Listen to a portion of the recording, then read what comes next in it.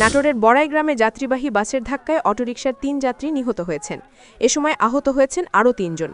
সোমবার ১৬ অক্টোবর দুপুর সোয়া ২টার দিকে উপজেলার বনপাড়া পাবনা মহাসড়কের গুনাইহাটি এলাকায় এ দুর্ঘটনা ঘটে।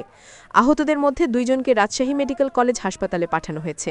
বনপাড়া হাইওয়ে থানার ভারপ্রাপ্ত কর্মকর্তা মোহাম্মদ ইসমাইল হোসেন গণমাধ্যমকে জানান, বনপাড়া থেকে কুষ্টিয়াগামী যাত্রীবাহী একটি বাস বনপাড়া পাবনা মহাসড়কে গুনাইহাটি এলাকায় পৌঁছে বিপরীতমুখী একটি অটোরিকশাকে ধাক্কা দেয়।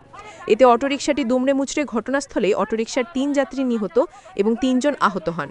এদিকে খবর পেয়ে পুলিশ ও ফায়ার সার্ভিস সদস্যরা ঘটনাস্থলে পৌঁছে আহতদের উদ্ধার করে স্থানীয় হাসপাতালে ভর্তি করেন এবং নিহত ৩ জনের মরদেহ উদ্ধার করে পুলিশ হেফাজতে নেয়।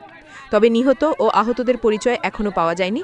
বাসটি আটক করা হলো, চালক ও হেলপার পালিয়ে যায়, তবে তাদের আটকের জন্য অভিযান শুরু করেছে পুলিশ।